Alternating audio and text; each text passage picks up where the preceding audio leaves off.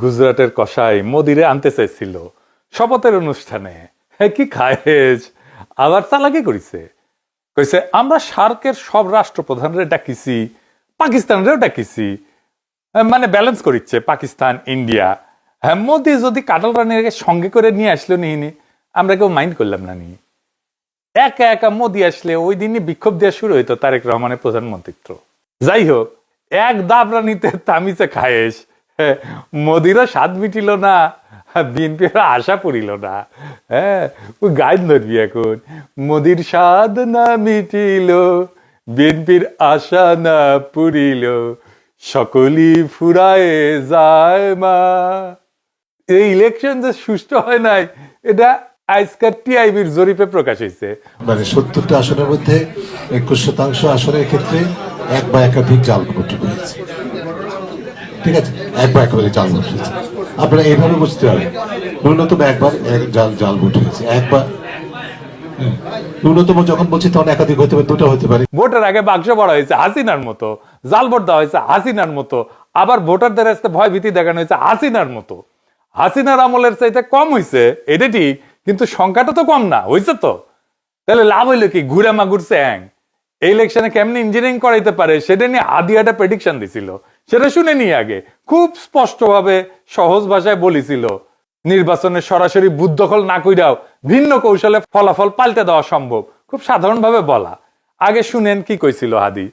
এবার যেহেতু আমলারা সিল মারতে পারবেন না, আপনারা দেখেন এই মানে আমার হয় কি, আমরা যখন সিডাপের মতো একটা ভারী ভেন্যুতে কথা বলি তখন এত থিসিস অ্যান্টিথিসিস সিনথিসিস এরকম বলি যেগুলো জনগণ কানেক্ট করতে পারে কম। হিসেবটা খুব সোজা হলো যে এই প্রত্যেকটা কেন্দ্রে, একটা কেন্দ্রে মিনিমাম 10টা বুথ থাকে। তো আমরা জানি একটা কেন্দ্রে একজন প্রিজাইডিং অফিসার থাকে, কয়েকজন অ্যাসিস্ট্যান্ট প্রিজাইডিং অফিসার থাকে, প্রত্যেক কেন্দ্রে আবার পোলিং অফিসার থাকে, এবং এই সবাই থাকে ওই উপজেলা বা জেলার লোকজন, মেইনলি স্কুলের টিচার, কলেজের টিচার, মাদ্রাসার টিচার, সাথে কিছু ব্যাংকার, এরা এখানে করেন। ব্যাপার হলো আপনারা এটা খুব কমন স্ট্র্যাটেজি, সেটা হচ্ছে যারা আমরা যাদেরকে হেভিওয়েট প্রার্থী বলি মেইনলি, তারা যেটা করেন 5-7 জন ডামি দাঁড় করায় দেন। ডামি প্রার্থী দাঁড় করাই দিলে হয় কি, তার নামে প্রত্যেক প্রার্থীর নামে আবার পুলিং এজেন্ট দেওয়া যায়, মানে তার নামে এজেন্ট দেওয়া যায়। তো ধরেন আমি নিজেও যেহেতু একজন প্রার্থী, তো আমি প্রার্থী হিসেবে আমার কেন্দ্রে প্রত্যেক জায়গায় আমি একজন করে এজেন্ট দিতে পারবো প্রত্যেকটা বুথে। তো আমার এগেনস্টে যিনি আছেন তিনি যদি আরো 5 জনকে দাঁড় করাই দেন এবং 5 জনের এগেনস্টে আরো 5 জন সে এখানে এজেন্ট দিবেন, তারপরে যেটা হবে পুরো বুথের মধ্যে 10 জনের মধ্যে দেখা যাবে 8 জন বনাম আমার একজন। তো আমার একজন তো সে কুলায় উঠতে পারবে না। এরপর ওইখানে সরকারি যে কর্মকর্তা থাকবে সে তো স্কুল টিচার ভাই, সে তো আসমান থেকে নাজিল হয় না, সে ওখানে আসছে একদিনে চাকরিটা করে হয়তো ওই দিন দায়িত্ব পালন করে 3-4 হাজার টাকা পাবে। এখন যেহেতু সেই ওই স্কুলে আবার চাকরি করা লাগবে, তার কোনো শক্তি নাই ওইখানে যারা দখল করতেছে তাদেরকে বাধা দেয়া, কারণ সে স্কুলেও ফিরতে পারবে না, কলেজেও ফিরতে পারবে না। শুনিছেন তো? নির্বাচন কমিশনের শুনে নাই, শুনিছে, করে নাই কেন? নির্বাচন কমিশনের উচিত ছিল না এটা আমলে নেওয়া, আমলে নিয়ে ব্যবস্থা নেওয়া, সেটা হয় নাই। যাই হোক, গত ভিডিওতে আমি জামাত এনসিপির সম্মিলিত ভোট 35% বলছিলাম, এটা ঠিক আছে, কিন্তু এটার সাথে তো আবার খেলাফত মজলিস, এবি পার্টি, অলি আহমেদের দলের ভোট যুক্ত হবে, তাই না? তাইলে এটা 38.5% হয়। এটা আমাদের জোটের ভোট, এটা হেলাফেলা করার সংখ্যা না। তার মানে আমরা ভোট পাইছি 38.5% আর বিএনপি 51%, তফাৎ 12%। আমাদের এই 38.5%টাকে আমাদের 45%-এ নিয়ে যেতে হবে। এখন প্রশ্ন হইতেছে কেমনে? আমরা যে 38.5% ভোট পাইছি এটা কোনো ছোট বিষয় না, কিন্তু একটা দেশে এত বড় সমর্থন একদিনে তৈরি হয় না। শুধু আমাদের ভোট বাড়ালেই চলবে না, আমাদের ভোট রক্ষা করতে হবে। এর জন্য একটা সমন্বিত একটা পরিকল্পনা লাগবে। পুরা পরিকল্পনা এক এপিসোডে দেওয়া যাবে না। তাও আজকে কিছু গুরুত্বপূর্ণ কৌশলের কথা আলাপ করব। আমি আগে মেলা স্ট্র্যাটেজি গলে কয়ে দিছি জামাত এনসিপি রে, কয়টা নিচে আপনারাই জানেন। আমি একটা এক্সাম্পল দিই। আমি কইছিলাম পাড়ায় মহল্লায় চাঁদাবাজি প্রতিরোধ কমিটি তৈরি করতে। এটা করলে বিএনপির বাইরে সব শক্তিকে পাড়া মহল্লা লেভেলে অর্গানাইজ করে ফেলা যেত, তাদের একটা পলিটিক্যাল কাজ দেওয়া যেত, যেটা সামাজিকভাবে গুরুত্বপূর্ণ, রাজনৈতিকভাবেও গুরুত্বপূর্ণ। ইউনিটিটা স্ট্রং হইতো। তারা জানতো কে কোথায় চাঁদাবাজি করে, তারা জানতো কার কোথায় শক্তি, তাদের নিজেদের কোথায় শক্তি। এটাই নির্বাচনী ইউনিট হিসেবে কাজ করতে পারতো। পাত্তাই দেয় নাই, কানেও তুলে নাই। চাঁদাবাজিকে একটা ন্যাশনাল পলিটিক্যাল ইস্যু বানায় ফেলা যাইতো, করে নাই। হ্যাঁ, করেন না, কিন্তু আমি তারপরেও কয়া যাই। কারণ হইতেছে কি, যে এটা তো অনেকে শুনবে, জানবে যে এটা একটা পথ ছিল, রাস্তা ছিল। অনেকে কইতে পারেন আপনি কয়া দিতেছেন কেন, সবাই তো জানা যাবে স্ট্র্যাটেজি, সবাই জানা গেলেও অসুবিধা নাই। আমি এমন ভাবে বলি স্ট্র্যাটেজি, আমার তো কোনো গোপন স্ট্র্যাটেজি নাই, আমি তো কোনো দল করি না যে দলের ফোরামে যায় কইব। আর এইভাবে বলা ছাড়া সেই জন্য আমার কোনো উপায়ও নাই। আর যে কৌশলে বলবো তা চাইলেও প্রতিপক্ষ ব্যবহার করতে পারবে না। মানে আমি যদি বলি আমি একটা ম্যান্ডোলিন বেজে ভোট চামু, এটা সবাই পারবি? হ্যাঁ পারবি না। হ্যাঁ, আমি যে এককালে ম্যান্ডোলিন বাজালাম তা জানেন না? জানেন না? ও তাই নাকি? আচ্ছা দেখেন,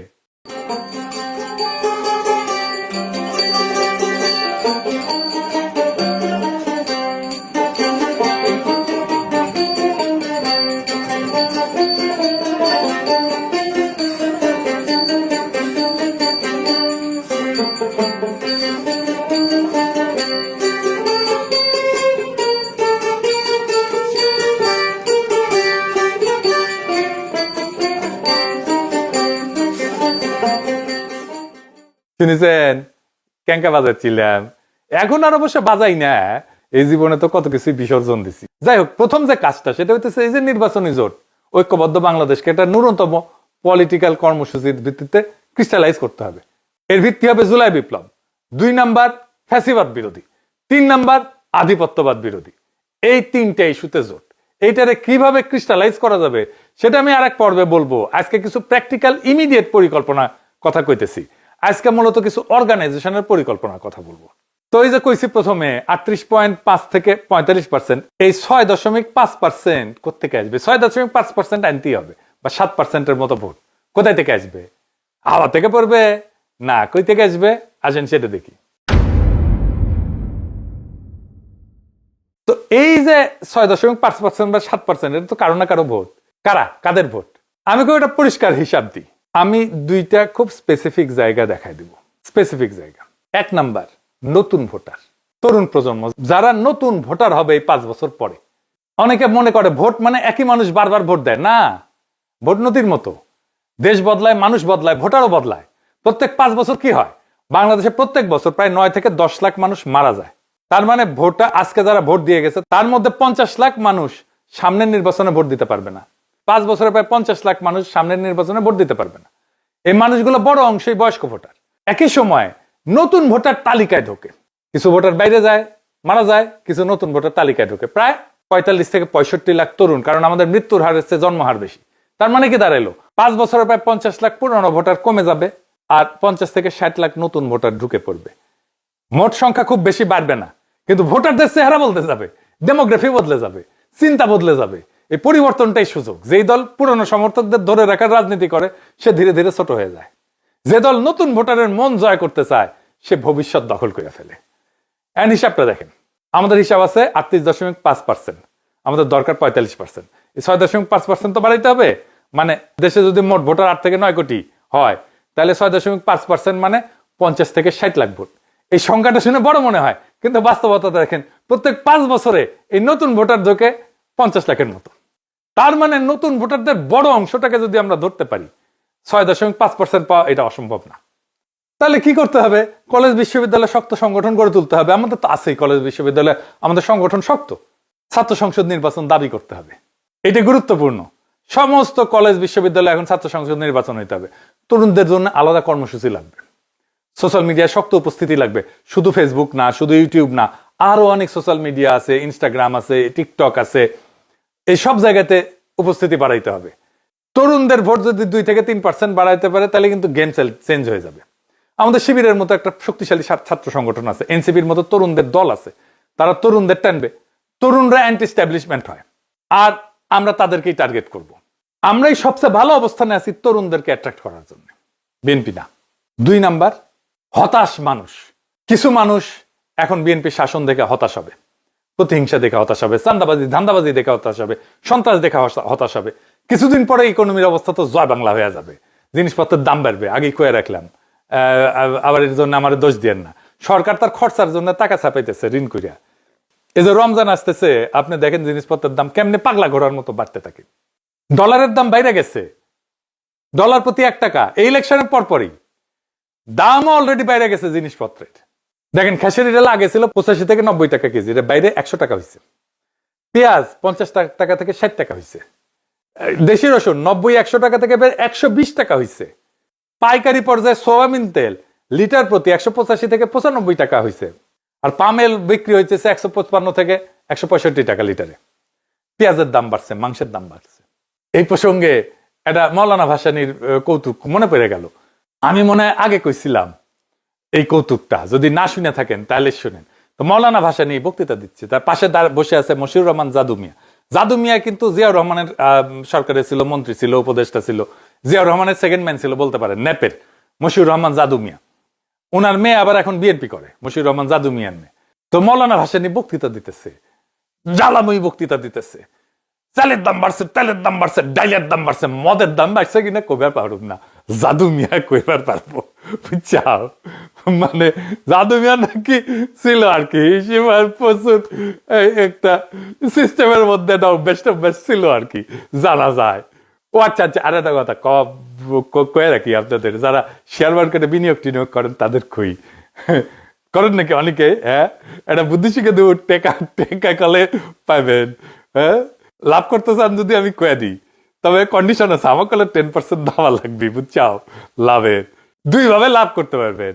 ইলেকশনের পরে যে দল জিতে তাদের সাথে রিলেটেড কোম্পানিগুলোর শেয়ারের দাম ইউজুয়ালি বাড়ে।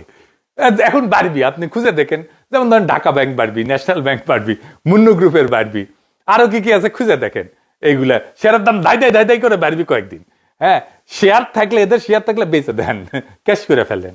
আর জামাতের কোম্পানিগুলোর শেয়ার কমবি, দাই করে কমবি। কি আছে? ইসলামী ব্যাংক আছে, ইবনে সিনা আছে, এইগুলো আর কি কি বা আছে দেখেন, খুঁজে দেখেন আর কি, দাই করে কমবে। আপনি শেয়ার মার্কেটে যাই খোঁজ নেন, আমার কথা সত্য কিনা আমি না দেখেই কইলাম। তো যেগুলো কমবি সেগুলো শেয়ার এখন কিনে রাখবেন। জামাতের কোম্পানিগুলো শেয়ার, ইসলামী ব্যাংকের, ইবনে সিনা শেয়ার, বিএনপি কোম্পানি এই যে বেরিয়েছে এটা বেশি দিন থাকবে না। জামাতের কোম্পানিগুলো কমাও বেশি দিন থাকবে না। মাঝখান থেকে আপনার লাভ আমার কমিশন কলে দিয়েন কলে, বেশি না 10%। আর কারা হতাশ হবে? ক্ষুদ্র ব্যবসায়ী, হকার, দোকানদার। এদের উপরে প্রথম চাঁদাবাজেরা টার্গেট করে। এরা বিরক্ত, বিব্রত অবস্থায় থাকে, অসহায় অবস্থায় থাকে। এদের মধ্যে সংগঠন এবং প্রচারণা তৈরি করতে হবে। তাইলে দেখবেন আপনি দ্রুত জনমতকে অর্গানাইজ করে ফেলতে পারছেন। এবার আসেন আলাপ করি কিছু জায়গায় সংগঠন নাই, যেখানে সংগঠন করা নিয়ে এটা খুব জরুরি জায়গা। 1 নাম্বার, গার্মেন্টস শ্রমিক ইউনিয়ন করতে হবে। যত জায়গায় শ্রমিক আছে সবগুলো জায়গায় শ্রমিক ইউনিয়ন, ট্রেড ইউনিয়ন করতে দিতে হবে। এটি নিয়ে সরকারের সাথে বার্গেন করতে হবে। এটা শ্রমিকদের অধিকার, এটা সাংবিধানিক অধিকার। আমার সংবিধান স্বীকৃত, বাংলাদেশের আইনে স্বীকৃত, আন্তর্জাতিক আইনে স্বীকৃত। এমনকি গার্মেন্টস বায়ার যারা আমরা যে সমস্ত দেশে রপ্তানি করি, সেখানেও আমাদের শ্রমিকদের অধিকার সম্পর্কে একটা পজিটিভ, ইতিবাচক ধারণা জন্মাবে। শ্রমিকদের বার্গেন করা, কালেকটিভ বার্গেনিং এজেন্ট হওয়া, এইটা আন্তর্জাতিকভাবে স্বীকৃত একটা অধিকার। আমাদের শ্রমিকদের এই অধিকার দিতে হবে। এটা নিয়ে সরকারের সাথে বার্গেন করতে হবে। দরিদ্র মানুষেরা যত বেশি সংগঠিত হবে তত আমরা শক্তিশালী হব, তত এই এলিট রাষ্ট্র আমাদের কাছে নত হবে। যে সমস্ত শ্রমিক ইউনিয়ন লুটেরাদের কবলে আছে, তাদের সেই লুটেরা নেতৃত্বকে উৎখাত করতে হবে। যেমন ধরেন শাহজাহান খান, সে ছিল বাস শ্রমিকদের নেতা। বিএনপির নজরুল ইসলাম, সেও কিন্তু শ্রমিকদের নেতা, কিন্তু উনি কিসের শ্রমিক বলেন? এই সমস্ত নেতা রাখা যাবে না। শ্রমিকদের নেতা হইতে হবে শ্রমিককে। এরপরে রিক্সা শ্রমিক। আমরা ঢাকায় দেখছি রিক্সা শ্রমিকরা আমাদের বর্ষা বিপ্লবে কিভাবে অংশ নিছে। ওই যে সুজন যে স্যালুট দিছিল রিক্সার উপরে দাঁড়ায়, সেও তো রিক্সা শ্রমিক, তাই না? এমন একটা পলিটিক্যালি চার্জড ক্লাস তাদের এই বিপ্লবের পরে কেউ সংগঠিত করার কাজ করলো না। এমনই বেকুব বাংলাদেশের রাজনৈতিক দলগুলা। আমি দেশে থাকলে ঢাকার রিক্সাওয়ালাদের প্রথম অর্গানাইজ করতাম, তাদের মহাসমাবেশ করতাম, সম্মেলন করতাম, তাদের একটা রাজনৈতিক শক্তি হিসেবে গড়ে তুলতাম। রিক্সা দিয়ে আপনি মেসেজ ছড়াইতে পারবেন দ্রুত। রিক্সা পলিটিক্যাল ভেহিকল বাংলাদেশের জন্য। আর ঢাকা শহরের রিক্সা সংগঠন, হকারদের সংগঠন, ক্ষুদ্র ব্যবসায়ীদের সংগঠন আপনার হাতে থাকলে আপনি ঢাকার রাজা। দাবলানি দিয়া চান্দাবাজ ধান্দাবাজদের উড়াই দিতে পারবেন। সরকার কাঁদবে। এই রিক্সাওয়ালা দিয়ে কি করা যায়? এটা অনেকভাবে কাজ করা যায়, শুধু পলিটিক্যালি না। আমি বলি, আমি মার্কেটিং এ, বিজনেসেও কাজ করেছি। মজার একটা গল্প আছে, শুনবেন? আজ বলি, আসেন শুনে। আপনাদেরকে জানা আছে কিনা যে আমি কলে দরবেশ বাবার বেক্সিমকো ফার্মায় কাজ করেছি। হ্যাঁ, জানেন, ওইখানে আমার মাহমুদ ভাইয়ের সাথে পরিচয়, মাহমুদুর রহমানের সাথে। তখন তিনি শাইনপুকুর সিরামিক্সের এবং হাউজিং ছিল ওটার এমডি। যাই হোক, এই বেক্সিমকোতে আমি আপনাদের পরিচিত বেশ কয়েকটা ব্র্যান্ড নিয়ে আপনারা চেনেন, এই নামগুলো জানেন, ওষুধের ব্র্যান্ড কাজ করছি, প্রোডাক্ট ম্যানেজার ছিলাম। যেমন ধরেন নাপা। হ্যাঁ, এই নাপা নাম হইলো কেমনে জানেন? জানেন না? NAPA, প্যারাসিটামলের কেমিক্যাল নাম আছে। N-অ্যাসিটাইল প্যারা অ্যামাইনোফেনল। এই প্রথম অক্ষর নিয়ে নাপা, এন এর এন, অ্যাসিটাইলের এ, প্যারার পি আর অ্যামাইনোফেনলের এ, এই দিয়ে নাপা। তারপরে অ্যারিস্টোভিট বি, অ্যারিস্টোভিট এম, ওইগুলো আমার প্রোডাক্ট ছিল।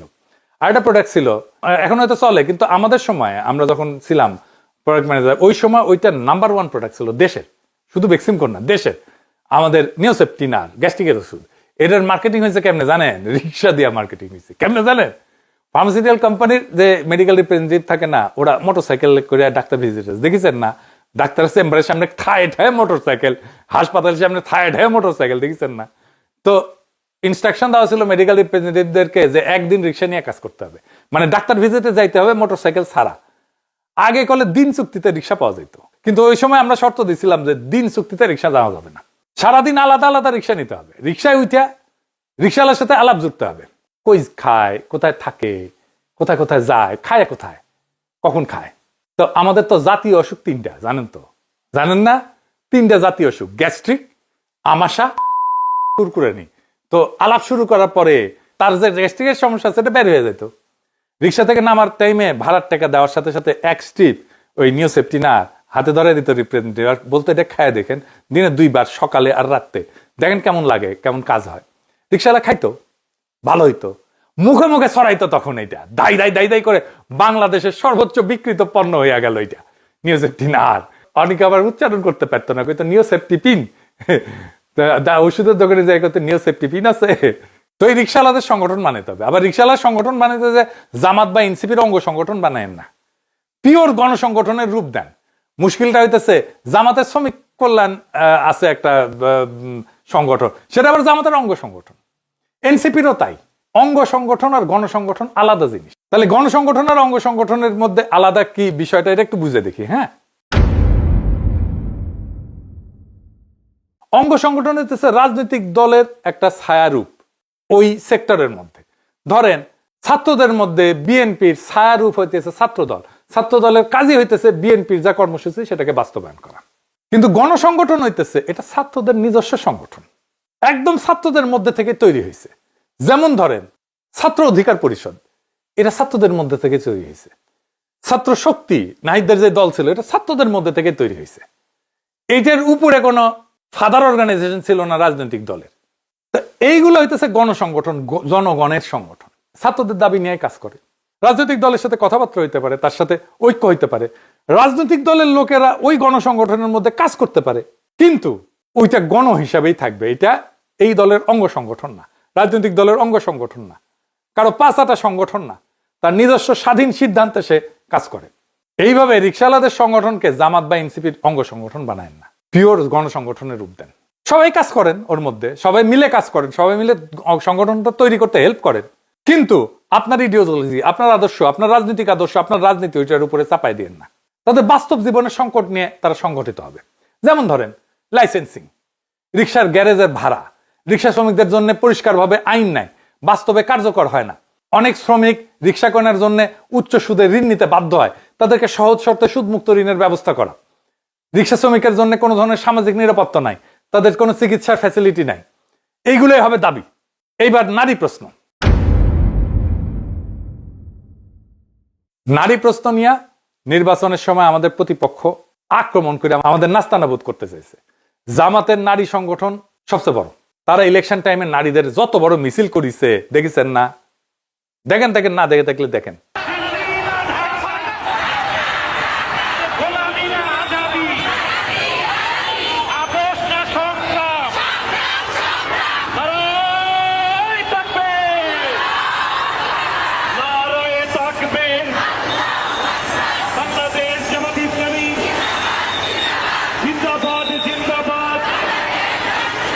দেখেছেন বাংলাদেশের নারীদের অত বড় মিছিল কখনো হয় নাই। তাও হাতে গোনা কিছু তথাকথিত নারীবাদী, যাদের বাংলাদেশের মানুষ নারীবাদী বলে, তারা আমাদের দাবরানির উপরে রাখে। তারা নারীবাদী কারা জানেন না? জানেন না? ও দেখেন না? আমি তো দেখেছিলাম, আবার দেখেন এডিটর সাহেব, দেখে দেন গানটা, না দেখে দেন, মিচিয়ে না দেখেন, বেশি দেখেন না। আমরা নারীবাদী কারণ আমরা খুশি হতে চাই, আমরা নারীবাদী, আমরা নারীবাদী কারণ আমরা সুখী হতে চাই, আমরা নারীবাদী, আমরা নারীবাদী কারণ আমাদের অন্য উপায় নাই, আমরা নারীবাদী। দেখেছেন, এরা হইতেছে নারীবাদী। তো এই দাবরানি, এদের দাবরানি বন্ধ করতে হবে। বর্ষা বিপ্লবে নারীরা ফ্রন্ট লাইনে থেকে ফাইট করলো, আর তারাই বিপ্লবের পরে আড়ালে চলে গেল। এনসিপি তো ব্যাপক সংখ্যক নারী নেতৃত্ব আছে। গার্মেন্টসে আমাদের এত নারী কর্মী কাজ করে, অথচ বাংলাদেশে শক্তিশালী নারী সংগঠন নাই, বিশেষ করে দরিদ্র নারীদের সংগঠন নাই, সব এলিটদের সংগঠন। এটা আমাদের বড় ব্যর্থতা। আপনি দেখেন, কাজের বুয়া হিসেবে একটা বড় অংশের নারী কাজ করে। তাদের বেতন কি হবে, তাদের নিরাপত্তা কি হবে, তারা কোন পরিবেশে কাজ করবে, তাদের জন্য কথা বলার কেউ নাই। এটা আমাদের বড় ব্যর্থতা। আমাদের দ্রুতই নারী সংগঠন গড়ে তুলতে হবে, এবং দরিদ্র নারীদের সংগঠন, দক্ষিণ এশিয়ার সবচেয়ে বড় নারী সংগঠন আমরা গড়ে তুলতে পারি। আমাদের এখনই একটা জাতীয় নারী সমাবেশের নারী কনভেনশন করে জাতীয় নারী সংগঠন গড়ে তুলতে হবে।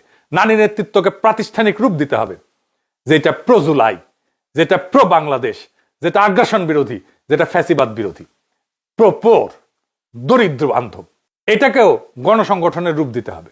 কোন ইডিওলজিক্যাল বা রাজনৈতিক দলের অঙ্গ সংগঠন করা যাবে না। আজকে বললাম আমাদের সম্ভাব্য কৌশলের প্রথম পর্ব। এর পরের পর্বে আমাদের আরো গভীর সাংগঠনিক প্রস্তুতির বিষয়ে আলাপ করব। এরকম আমি 4টা এপিসোড করব, আজকে প্রথম এপিসোড। তো এই যে 38.5%, এটা কোনো শেষ না।